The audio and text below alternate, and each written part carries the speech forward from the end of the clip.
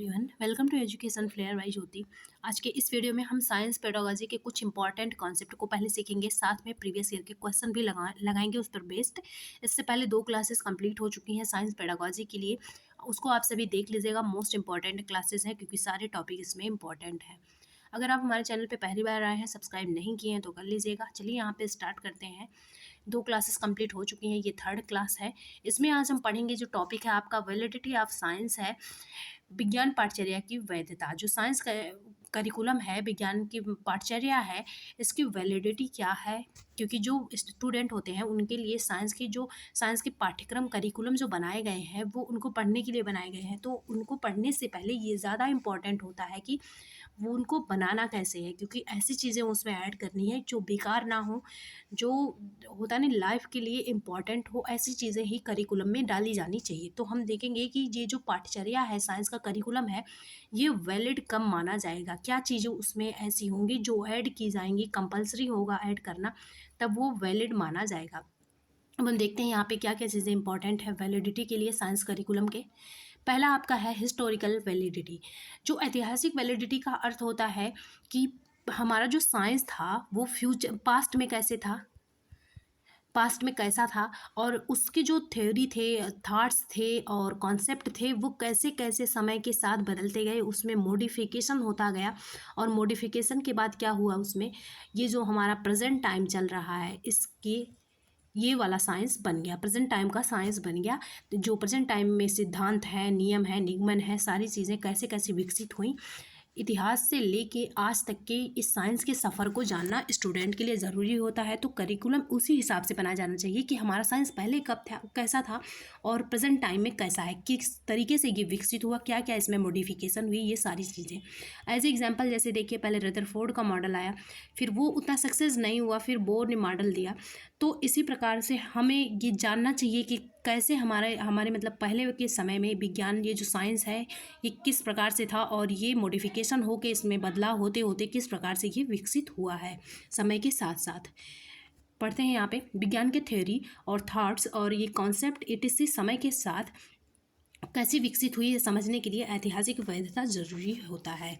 फिर नेक्स्ट है आपका प्रोसेस वैलिडिटी। प्रोसेस वैलिडिटी का अर्थ ये है कि इसमें टीचिंग प्रोसेस से है, इसमें टीचिंग प्रोसेस भी ऐड होगा, आपका टीचिंग प्रोसेस भी ऐड होगा। साथ में जो इसका कंटेंट है वो क्या होना चाहिए, ये वो क्यूरियस होना चाहिए, साथ में क्रिएटिविटी होना चाहिए। क्योंकि जो आप देखे होंगे कि जो सिलेबस चेंज हुआ है, अभी ईवीएस का सिलेबस चेंज हुआ है, इसमें क्या हुआ था, जो सिलेबस चेंज हुआ था आपका साइंस भी चेंज हुआ था क्लास 6 का। तो इसमें चेंज हो के आप देखे होंगे कि उसमें क्रिएटिव चीज़ें ज़्यादा ऐड की गई हैं, फिगर ज़्यादा ऐड किया हुआ है, साथ में एक्टिविटी ज़्यादा ऐड हुई है। तो वही है प्रोसेस वैलिडिटी। उसमें कंटेंट जो हों वो इस तरीके से हों कि टीचिंग प्रोसेस जब चल रहा हो तो बच्चा क्या हो, क्यूरियस हो, साथ में क्रिएटिव भी हो। तो क्यूरियस और क्रिएटिविटी ये चीज़ें इंपॉर्टेंट होती हैं, इस चीज़ को ध्यान में रख के सिलेबस को बिल्ड किया जाना चाहिए। इसके अनुसार विज्ञान पाठचर्या में शिक्षण कार्य करते समय यह ध्यान रखना चाहिए कि विद्यार्थी वैज्ञानिक ज्ञान, जिज्ञासा और रचनात्मकता, क्यूरियोसिटी और क्रिएटिविटी के साथ ग्रहण करें। यही तो एनसीएफ 2005 में यही तो बताया गया है कि बच्चे जब सीखें तो वो क्या हो, लर्निंग जो वाला प्रोसेस है ये विदाउट बर्डन होना चाहिए, मतलब कि क्यूरियोसिटी हो बच्चों में और क्रिएटिविटी, दोनों भावनाएं हों उस टाइम पे। 3rd वाला है आपका मोरल वैलिडिटी। इसमें मोरल वैलिडिटी भी होना चाहिए, नैतिक, जिसे बोला जाता है नैतिक वैधता। नैतिक वैधता का मतलब ये होता है कि ये जो लाइफ है उसके लिए पॉजिटिव हो, निगेटिव ना, पॉजिटिव सॉल्व मतलब साबित हो, नेगेटिव ना हो, उस पर कोई निगेटिव इफेक्ट ना आए। क्योंकि कभी कभी जो एक्सपेरिमेंट वगैरह होते हैं उनका निगेटिव इफेक्ट आ जाता है एनवायरनमेंट के ऊपर, या फिर चीज़ें इतनी ज़्यादा ख़त्म हो जाती हैं जो ख़त्म होने वाली चीज़ें हैं, जैसे कि आपके पृथ्वी पर ही देखिए कोयला है, पानी है, इन सारी चीज़ों का जो यूज़ करना है एक्सपेरिमेंट वगैरह में तो थोड़ा लिमिटेड अमाउंट में करना है, जो चीज़ें ख़त्म होने वाली हैं, ताकि वो आने वाले समय में जो आने वाली अगली पीढ़ी है उसके लिए बच सके। तो वही ये पर्यावरण के प्रति जागरूक होना चाहिए, अवेयरनेस लाना है लोगों में, स्टूडेंट्स में, साथ में जीवन के प्रति भी, लाइफ पे भी निगेटिव इफेक्ट ना आए, साथ में एनवायरनमेंट पे भी निगेटिव इफेक्ट ना आए। विज्ञान पाठचर्या में वस्तुनिष्ठ ऑप्शनल जिसे बोला जाता है सहयोग और ईमानदारी जैसे महत्वपूर्ण मूल्यों को बढ़ावा दिया जाना चाहिए। बच्चे के अंदर हेल्पिंग नेचर आए और ऑनेस्ट हो, बच्चा ईमानदार हो। इससे विद्यार्थी जीवन और पर्यावरण के प्रति जागरूक होंगे। फिर है नेक्स्ट जो इससे क्वेश्चन बना हुआ है, संज्ञानात्मक वैधता क्या है, कॉग्निटिव वैलिडिटी क्या है। यहाँ पे दिया है the science curriculum should be age appropriate. क्या होना चाहिए, एज अप्रोप्रिएट होना चाहिए, एज के हिसाब से होना चाहिए। ये नहीं होना चाहिए क्लास 3 के बच्चे को आप 6 की एनसीईआरटी पढ़ा रहे हैं, बुक साइंस की पढ़ा रहे हैं, या फिर क्लास 7 का बच्चा है उसको 8th का साइंस पढ़ाया जा रहा है। ऐसे नहीं होना चाहिए, एज के अप्रोप्रिएट होना चाहिए। क्या क्या एज अप्रोप्रिएट होना चाहिए, प्रोसेस जो लर्निंग प्रोसेस है, जो उसमें दिया हुआ एक्टिविटी है, वो एज के हिसाब से होना चाहिए। लैंग्वेज भाषा भी उसी, क्योंकि हर सब्जेक्ट की अपनी भाषा होती है, तो साइंस में जो लैंग्वेज यूज़ किया जाए वो भी एज अप्रोप्रिएट होना चाहिए, कंटेंट भी एज अप्रोप्रिएट होना चाहिए। ये तीनों चीज़ें, और साथ में पेडागॉजिकल जो अप्रोचेस हैं वो भी बच्चों के एज अप्रोप्रिएट होने चाहिए। 4 चीज़ें, प्रोसेस, ये लैंग्वेज, कंटेंट और पेडागॉजिकल अप्रोच। बाकी टीचर का काम है टीचिंग मेथड को एज अप्रोप्रिएट रखे। तो ये होता है आपका कॉग्निटिव वैलिडिटी। फिर नेक्स्ट है आपका 5 वाला है परिवेशीय वैधता। परिवेशीय वैधता का मतलब ये होता है कि अगर बच्चा इंडिया का है तो उसी के इर्द गिर्द के साइंस जो हैं ये पढ़ाए जाएँ, वहीं के साइंटिस्ट वगैरह के बारे में बताए जाएँ। उसके स्थानीय और जो वैश्विक परिवेश है उसके हिसाब से ही पढ़ाया जाना चाहिए। उसी के आसपास की चीज़ों से कनेक्ट करके पढ़ाया जाना चाहिए। यही तो बोला जाता है NCF 2005 है, इसमें यही तो बोला जाता है कि जो बच्चे का होता नहीं क्लासरूम है उसको क्या करना है, रियल लाइफ से कनेक्ट कर देना है। मतलब रियल लाइफ क्या हो जाएगा, बच्चे की रियल लाइफ। ऐसा ना हो कि बच्चा इंडिया का है उसको पढ़ाई जा रही हैं विदेश की चीज़ें।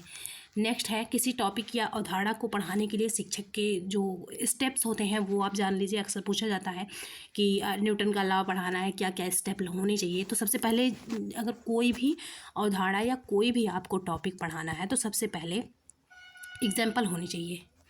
एग्जाम्पल ना मिले, दूसरे शब्दों में अगर कहना हो तो दैनिक जीवन की रियल लाइफ की कोई ऐसी वस्तु हो जो डेली यूज़ वाली चीज़ें हों, जिससे बच्चे परिचित हों। उस वस्तु के माध्यम से बच्चों को उस वस्तु को दिखाया जाए, उससे बच्चे को परिचित कराया जाए। तो यही है पहला स्टेप, ये होना चाहिए। या तो एग्जाम्पल आप दीजिए, एग्जाम्पल ऐसे चीज़ों का देना है जो उसके दैनिक जीवन की वस्तु से संबंधित हो, उसको दिखाइए आप चीज़ों को लाके। फिर सेकंड स्टेप है उस वस्तु से संबंधित अन्य वस्तुओं की तुलना, संबंध करना निकालिए। जैसे मान लीजिए आपको पढ़ाना है न्यूटन का लॉ, इसमें आपको पढ़ाना है जड़त्व का नियम। जड़त्व का नियम अगर आपको पढ़ाना है तो क्या किए, कोई वस्तु आप रख दिए टेबल पे और देख रहे हैं कि जब तक उस पर कोई आउटर फोर्स नहीं लग रहा है तब तक वो वस्तु उसी पोजीशन में बना हुआ है। तो आप ऐसा करके बच्चे को दिखाइए। फिर क्या करिए, उस वस्तु का किसी और वस्तु के साथ संबंध निकालिए, कंपैरिजन करिए। सेकेंड स्टेप हो जाएगा संबंध निकालना। और लास्ट, अब तक बच्चा समझ चुका होगा, और लास्ट स्टेप होगा कि बच्चा अवधारणा को बिल्ड करे और साथ में उस चीज़ के से रिलेटेड अगर फिगर वाली चीज़ है तो फिगर बनवाया जाए, फिगर वाली चीज़ है तो फिगर बनवाया जाए, और नहीं तो अवधारणा या कॉन्सेप्ट जो है उसको बिल्ड करे। और जो भी वो कॉन्सेप्ट सीखा है उसको, उसका जो है टीचर क्या करे, अवलोकन करे, ऑब्जर्वेशन करे कि बच्चे ने कितना सीख पाया है। और मान लीजिए सीख नहीं पाया है, अगर फोर्थ स्टेप भी देना हो तो उसे फिर से क्या होगा, एक बार फिर से चीज़ें बतानी होंगी। ये स्टेप्स होते हैं, ध्यान में रखिएगा। अब हम देखते हैं कॉन्सेप्ट मैपिंग से क्वेश्चन बनता है कि कॉन्सेप्ट मैपिंग क्या है।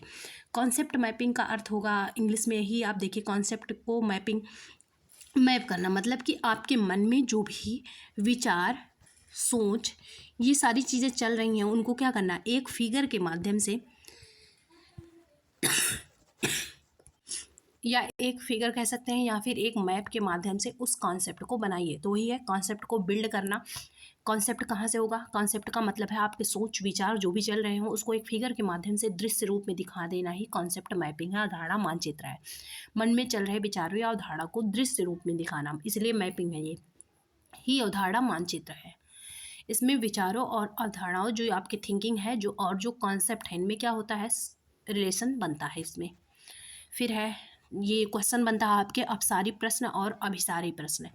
अपसारी जो प्रश्न होता है, अभी इन पर बेस्ड में सारे क्वेश्चन भी लगवाऊंगी आप सभी के। फिर अपसारी प्रश्न जो है डाइवर्जेंट क्वेश्चंस किसे कहा जाता है। अपसारी प्रश्न वो होते हैं, अपसारी रहेगा आप नहीं, अपसारी प्रश्न वो होते हैं, डाइवर्जेंट क्वेश्चंस वो होते हैं जो जिनके क्या हो कई उत्तर, पहली बात तो कई उत्तर संभव हों और उत्तर देने के कई तरीके भी कई उत्तर हों। अब चलिए देखते हैं, ये ज़्यादा अच्छा माना जाता है, बच्चे के लिए पॉजिटिव माना जाता है ये। अब सारे प्रश्न वह होते हैं जिनके कई उत्तर संभव हों। It develops and stimulate critical thinking. इससे होता क्या है, ये डेवलप करता है क्रिटिकल थिंकिंग को, जिसे बोला जाता है समालोचनात्मक सोच। समालोचनात्मक सोच वो होता है जिसमें माइंड कई तरीके से सोचता है, कई तरीके से सोचे, वही है आपका critical thinking. It makes creative behaviour. और क्या करता है, जब कई तरीके से कोई सोचेगा तो वो अपने आप क्रिएटिव हो जाएगा। जब जिसके पास क्रिटिकल थिंकिंग होगी वो क्रिएटिव ही होगा। It develops thinking strategies. वही है, सारे एक दूसरे से कनेक्ट है। ये हुआ तो ये हुआ, ये हुआ तो ये हुआ। जब जो जिसके पास क्रिटिकल थिंकिंग होगी, कई तरीके से सोचने के तरीके होंगे, तो वो क्रिएटिव बिहेवियर उसके पास होगा ही। साथ में जब क्रिएटिव बिहेवियर होगा तो थिंकिंग स्ट्रेटजीज भी होंगे, सोचने के कई जो है तरीके होंगे इसमें। अभी सारी प्रश्न ये उतना अच्छा नहीं माना जाता है। कन्वर्जेंट थिंकिंग होता है घूमिए किधर से भी, लेकिन आपको आना एक ही पॉइंट पर है, एक ही उत्तर इसका होता है, तरीका भी एक ही होता है। ऐसे प्रश्न जिनका केवल एक उत्तर हो वो होते हैं अभिसारी, इंग्लिश में बोला जाता है कन्वर्जेंट क्वेश्चंस। अब देखिए, प्रदर्शन कौशल। अक्सर आपके एग्जाम में इससे बनता है क्वेश्चन, या तो ऑप्शन में रहेगा प्रदर्शन कौशल। प्रदर्शन कौशल में एक चीज़ इंपॉर्टेंट है आपकी, जो सबसे ज़्यादा है। प्रदर्शन उसे कहा जाता है जिसमें बच्चा देखे भी और दिखाए भी एक्टिविटीज़ को। जो एक्टिविटीज़ हो रही हैं उसको देखे भी और दिखाए भी, एक्टिविटी करके दिखाए भी, तो ये होता है प्रदर्शन कौशल। इसमें श्रवण वाला, सुनना और देखना दोनों काम होता है। तो प्रदर्शन कौशल में कौन से स्किल्स होंगे, श्रवण होंगे और दृश्य होंगे। लिसनिंग वाला, ये वाला श्रवण और दृश्य कौशल दोनों होंगे यहाँ पे, इस पॉइंट को याद रखिएगा। चलिए अब कुछ क्वेश्चन करते हैं, साथ में क्वेश्चन के माध्यम से जहाँ पे कॉन्सेप्ट की ज़रूरत होगी उसको भी समझेंगे। ओके, यहाँ पे ये क्वेश्चन है, आज ही के जो टॉपिक है उन्हीं से नहीं क्वेश्चन है, जो 3 वीडियो कंप्लीट करा चुकी हूँ उनसे भी ये क्वेश्चन होंगे, क्योंकि सबसे पहले मैं यही पढ़ाई थी, नेचर ऑफ साइंस। इससे ये क्वेश्चन है, कौन सा विज्ञान की प्रकृति का सबसे अच्छा वर्णन करता है। सही आपको सारे लगेंगे, लेकिन जो सबसे ज़्यादा सही होगा वही आंसर आपको देना है। यहाँ पे है, which are the following statement best describes the nature of science. पहला ऑप्शन है, विज्ञान विश्वासों की एक प्रणाली है। Science is a system of beliefs. क्या ये विश्वासों की एक प्रणाली है ओनली? नहीं, ये गलत है। फिर है, विज्ञान प्रकृति में सामाजिक है। ऑप्शन नंबर सेकंड वाला सही हो जाएगा। Science is social in nature. Science का जो नेचर है वो क्या है, सोशल है, सामाजिक है। इसमें सामाजिक कैसे है, एक्सपेरिमेंट वगैरह होते हैं। भ्रमण वाली चीज़ें, जो फील्ड ट्रिप है, ये इसी में आता है। तो इसमें क्या होता है, इसमें ग्रुप बनता है।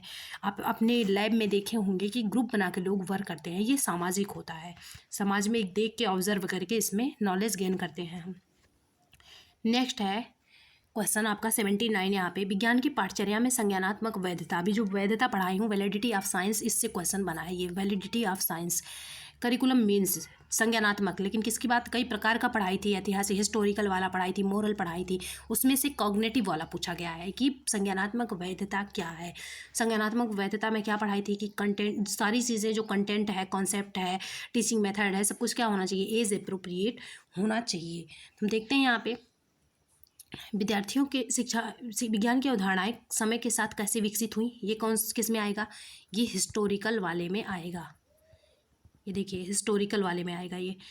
शिक्षार्थियों के संज्ञानात्मक स्तर के अनुसार बिल्कुल सही है। संज्ञानात्मक स्तर बोला जाए या फिर बोला जाए कॉग्निटिव लेवल, या तो बोलिए, या तो इतना आपके अंदर माइंड जो है ये होना चाहिए, माइंड सेट, कि अगर कहीं पे भी सेंटेंस चेंज हो रहा है और चीज़ें पढ़ाई गई हैं तो उसको कनेक्ट करना आप सीखिए। ज़रूरी नहीं यहाँ पे एज अप्रोप्रिएट दिया जाए। यहाँ पे देखिए कॉग्निटिव लेवल, मतलब कि संज्ञानात्मक स्तर के हिसाब से होनी चाहिए, तो यही हो जाएगा। ये तो हिस्टोरिकल में आ जाएगा। पाठ्यवस्तु का तुच्छीकरण, ये तो गलत है। फिर है, विज्ञान के उचित मज़ेदार तत्व, ये सब गलत है। फिर नेक्स्ट क्वेश्चन हम देखते हैं, एनसीएफ में पढ़ाई थी उस दिन, एनसीएफ से क्वेश्चन आपका आया हुआ है। बड़ा क्वेश्चन है, थोड़ा सा छोटा कर देती हूँ। यहाँ पे क्वेश्चन है आपका, एनसीएफ 2005 के अनुसार उच्च प्राथमिक स्तर के विज्ञान की पाठचर्या में निम्नलिखित में से कौन सा अनुशंसित है। इसमें से कौन सा अनुशंसित है, चलिए हम देखते हैं ऑप्शंस को। अवधारणा को रोज़मर्रा के अनुभव से समझ बनाने से जोड़ा जाना चाहिए। जो कॉन्सेप्ट है should be link to making senses of every days experience. जो कॉन्सेप्ट है आपको उसको किससे लिंक करना है, जो एवरीडे एक्सपीरियंसेस हैं, डेली के आपके अनुभव हैं, उनसे जोड़ना चाहिए। तो यही तो है आउट ऑफ द क्लासरूम। क्या करना है, जो कंटेंट है आपके उनको क्लासरूम जो है उसको रियल लाइफ से कनेक्ट करना है। अभी जस्ट मैं बताई थी, तो ये फर्स्ट वाला सही हो जाएगा, ये तो सही है। अवधारणाओं तक गतिविधियों प्रयोगों द्वारा पहुंचाया जाना चाहिए। फिर अवधारणाओं का विषयक उपागम होना चाहिए। फिर है विषयक उपागम, ये गलत है कि विषय में ही उसमें ध्यान रखना चाहिए। फिर है अवधारणाओं के साथ नियम और सिद्धांत, जहाँ पे विषय, नियम, सिद्धांत इन सब चीज़ों को फोकस बनाया जाए वहाँ पे वो चीज़ें गलत होती हैं। तो ये भी गलत है, ये भी गलत है। इसमें जो सही आंसर हो जाएगा ये डेली लाइफ से कनेक्ट करना, पहला ये, दूसरा ये एक्टिविटीज़ करना, दो चीज़ें इंपॉर्टेंट है इसमें। तो ए एंड बी सही हो जाएगा, ऑप्शन नंबर सेकेंड वाला इसमें सही हो जाएगा। नेक्स्ट है क्वेश्चन नंबर 81 है यहाँ पे, निम्नलिखित कथनों को पहचानें जो कि विज्ञान के बारे में सत्य है। पहला है वैज्ञानिक अपने काम को पूरा करने के लिए कल्पना पर बहुत विश्वास करते हैं। जो सत्य है ये कल्पना पर ही तो चलता रहता है। जो साइंस है वो पहले ही पढ़ाया गया था कि इसमें क्या होता है, इमेजिनेशन होता है, इमेजिनेशन बहुत ज़्यादा होता है। इमेजिनेशन अगर ना हो तो साइंस में जो खोज वाली चीज़ें हैं वो चीज़ें ना हो पाएँ। तो ये इमेजिनेशन पर ज़्यादा टिका हुआ है आपका साइंस जो है। ऑप्शन नंबर फर्स्ट वाला सही हो जाएगा। Scientist rely heavily on imagination to carry out their work. बहुत ज़्यादा इमेजिनेशन पर वर्क करते हैं साइंटिस्ट, तभी वो किसी चीज़ की खोज कर पाते हैं। फिर है यीशु को एक सप्ताह के लिए मौसम की रिपोर्ट एकत्रित करने का एक व्यक्तिगत कार्य दिया गया। नीचे दिए गए आकलन संकेतकों से पहचाने कि यीशु कहाँ गलत कर रहा है। पहला है आपका, वह हर दिन एक वेबसाइट से आंकड़े सारणीबद्ध करता है। नेक्स्ट है, ये सही है। फिर है वह इस परिणाम पर पहुंचती है कि आने वाले सप्ताह में बारिश हो सकती है या नहीं, ये भी ध्यान रखना सही है।